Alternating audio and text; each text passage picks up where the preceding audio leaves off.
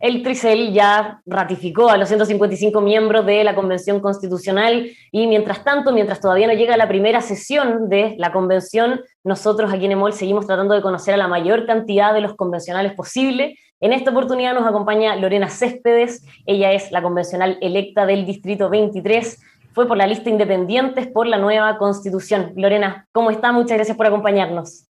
Hola, muy buenos días. Gracias por la invitación. Muchas gracias a usted por estar acá. Antes que todo, felicitaciones. Ya se viene la primera sesión de la convención. ¿Cómo ve el ambiente en estos días previos?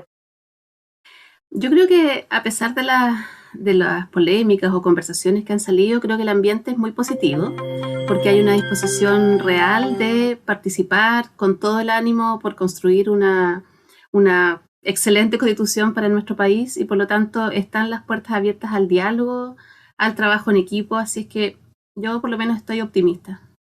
Ya que lo mencionaba con estas polémicas a que se refería, hace especial énfasis en lo que pasó con esta carta de los 34 convencionales, donde en el fondo llamaban a no subordinarse a las reglas del juego, como se le ha dicho. Lo que pasa es que de la carta se pueden hacer muchas lecturas. Si uno la lee detenidamente, se da cuenta de que no hay ninguna cosa taxativa, de que se impida el inicio de una convención, sino que más bien una manifestación de reconocer el origen de este cambio constitucional en justamente el estallido social, en este deseo de que la ciudadanía sea parte de la política, parte del país que queremos construir. Entonces, a pesar de que quizás la forma es un poco, no sé, de mucho eh, interés de mostrar esa necesidad, creo que igual no es tan taxativa y por lo tanto podemos pensar en que vamos a comenzar una convención con bastante diálogo y determinación. Pero esto, por ejemplo, de no subordinarse, de en el fondo como no respetar lo que se había acordado ese 15 de noviembre, ¿qué le parece? Es que el no respetar lo del 15 de noviembre, más que o sea, el acuerdo y el hecho de que estemos ratificados hoy y que seamos una nueva convención es parte de la institucionalidad del país. Y esa institucionalidad la respetamos todos. El punto es que puede ser que aparezca necesidad de cambio de algunos elementos, pero me parece que y de hecho se cambió posteriormente a la paridad, a los pueblos originarios, ese mismo acuerdo.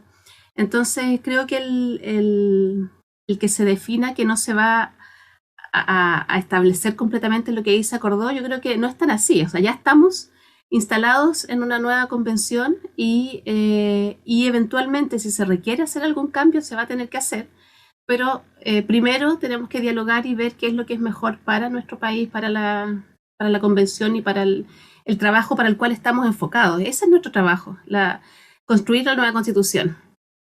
Usted Y habla podemos, perdón, continúe. no, que podemos en el fondo comentar sobre otras situaciones, pero nuestro rol principal es ese y no tenemos que perder el foco respecto al trabajo de la convención. Y a nivel general, considerando las declaraciones que ya hemos escuchado de los 155, ¿cree que a veces se pierde ese foco?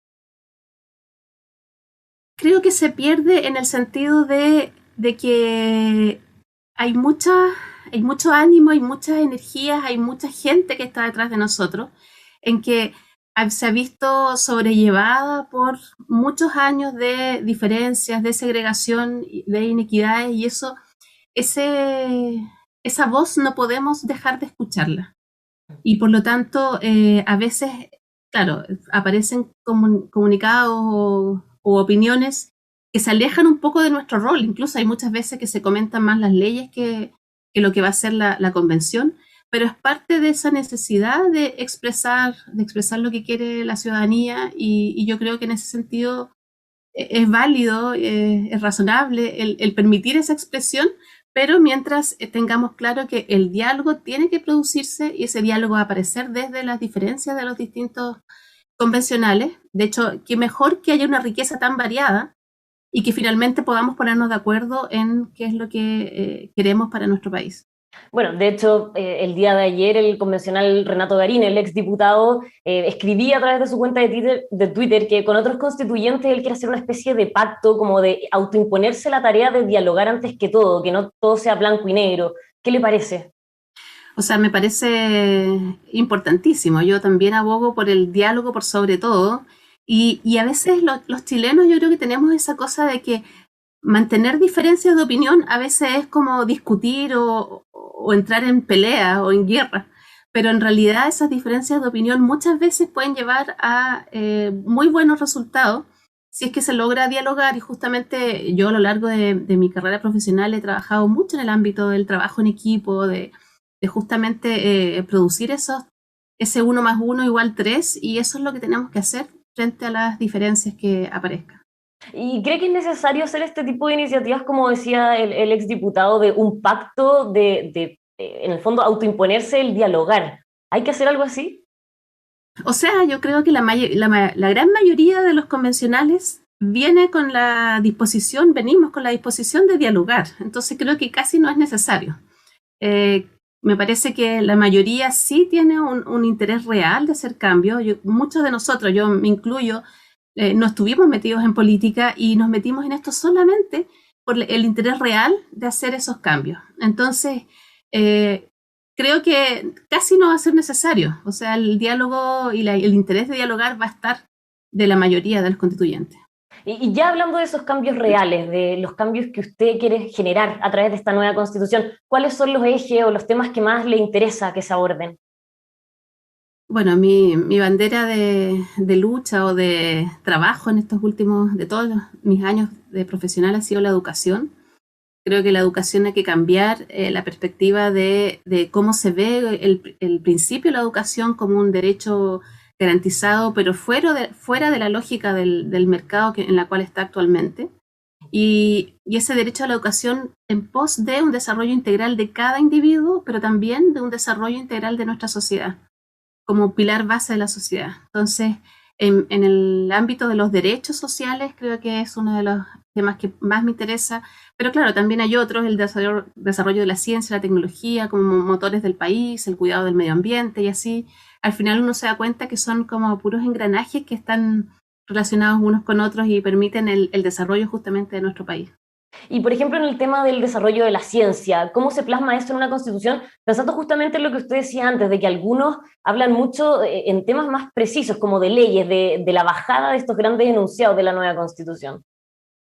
Bueno, en el caso de la ciencia y la tecnología, por un lado hay varias aristas. Por un lado está el acceso a ella. O sea, creo que a nivel nacional hay mucha diferencia en el acceso a la ciencia y a la tecnología. De hecho, comentábamos respecto a la participación en el proceso de la constitución o de la convención. Muchas veces se habla de que se va a permitir, o sea, va a estar todo en las redes, ya en línea. Pero la pregunta es, ¿todos los chilenos pueden acceder justamente a un sitio web o a Internet? Y no es así.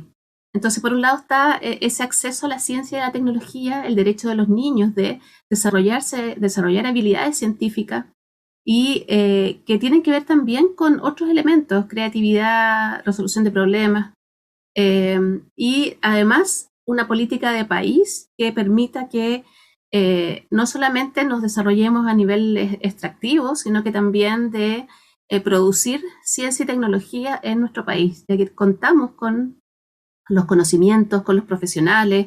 Yo creo que basta que también hagamos un impulso como país para desarrollarnos desde lo que es la ciencia y la tecnología. Claro, se entiende el derecho, pero al final el gran debate también está en cómo se garantiza que estos derechos se cumplan en la práctica.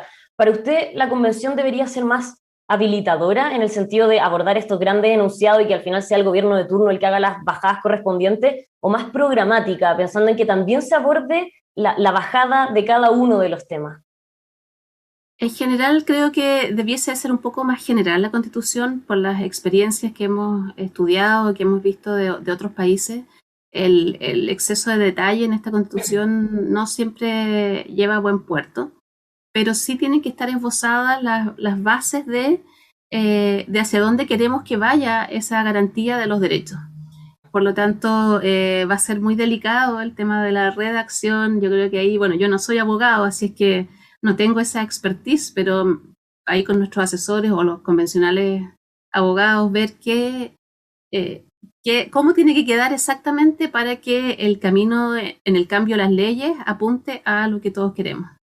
Claro, va a ser muchísimo tiempo el que van a tener que destinarle también a ver esas bajadas, el cómo se va a abordar cada derecho o cada punto, pero el tiempo es más Exacto. bien acotado, son estos 9 meses que se pueden extender hasta los 12. ¿Cómo ve el tema de la presión que puede ejercer ahí el plazo? O sea, la presión la tenemos desde siempre, desde que se inició este camino. ¿Ya? Yo creo que todos los convencionales sabemos que tenemos esa presión, ese reloj ahí que está tic, tic, tic, todo el rato marcándonos el trabajo. Y por lo tanto también tengo la esperanza de que podamos avanzar a pesar de esa presión y de que logremos avanzar dentro de los plazos. Quizás también es un súper buen referente el ver que tenemos tantos convencionales de distintas áreas que no son políticos, que no somos políticos de trayectoria y que por lo tanto vamos a trabajar, yo creo que de una forma distinta como lo hace la política. Estamos ¿Cómo reconstruyendo sería la esta forma forma. distinta? ¿Cómo ve esta forma distinta? Yo creo que todo ese, a veces uno ve en la política, y es una opinión muy personal, ¿ah? De que hay mucho como bla bla, mucho lobby, mucha discusión para allá y para acá, y a veces se pierde el norte de lo que se está buscando o conversando. Entonces, yo creo que somos muchos los que tenemos esa intención de irnos a trabajar firmemente en esto sin deberle a nadie. El hecho de que haya tantos independientes también nos permite eso, de que nos podemos poner de acuerdo, podemos hablar con nuestras bases, con nuestros distritos, con el país completo, pero en un sentido de avanzar en el trabajo y por lo tanto, no perder ese tiempo que podría ser parte de la política tradicional.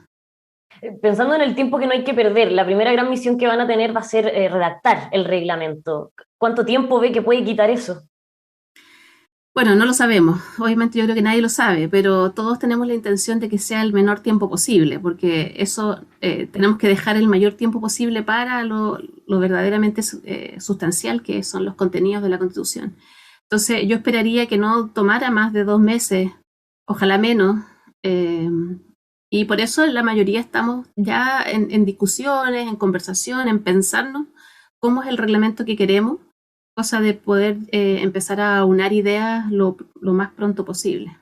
Y en esas conversaciones que ha tenido con otros convencionales de cómo podría ser este reglamento, ¿hay más bien acuerdo? En general, sí. Ahora, he trabajado más con nuestros convencionales de independientes no neutrales, pero también he visto otras propuestas y hay ciertos acuerdos. Hay, por ejemplo, un impulso muy fuerte a lo que es la participación ciudadana, tanto del proceso propiamente tal como de la bajada de los contenidos. Entonces, la participación es uno de los ejes, yo creo que va a estar en el reglamento.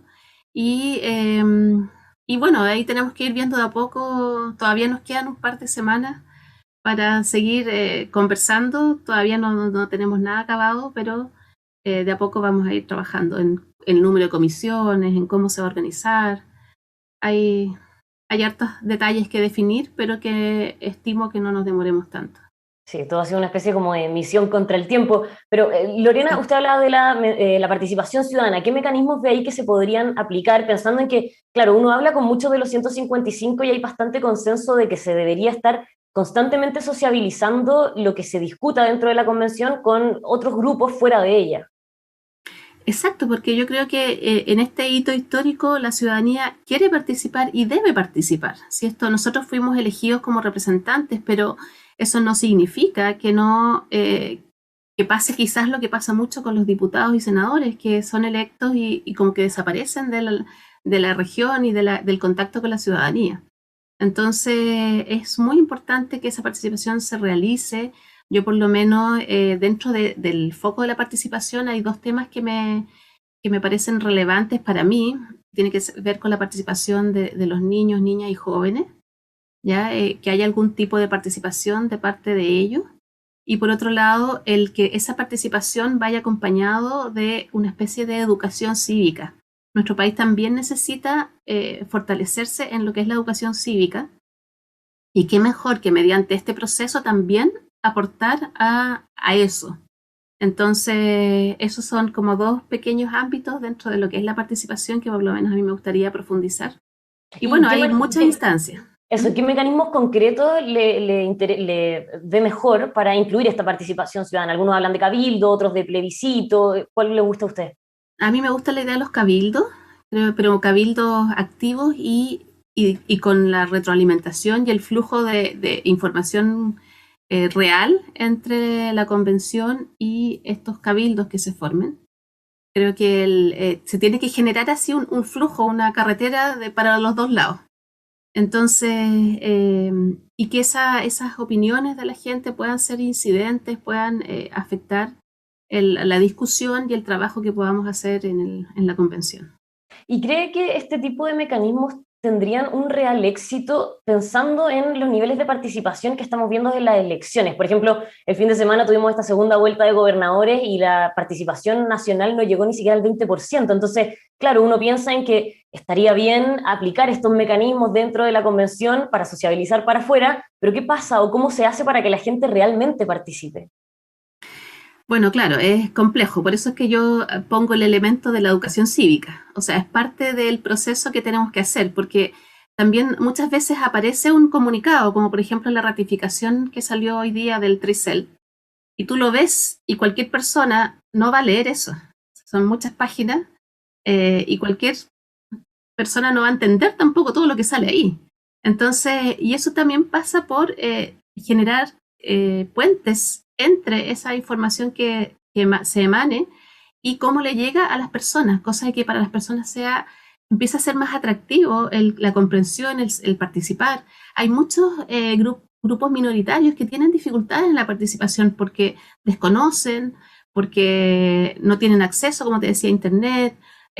Hay muchas variables. Acá en la región de la Araucanía tenemos mucha ruralidad donde realmente la participación se hace mucho más difícil. Entonces, quizás a través de las radios, la televisión, pero las radios también son un muy buen elemento de comunicación y además hay organizaciones específicas que están trabajando justamente en esto.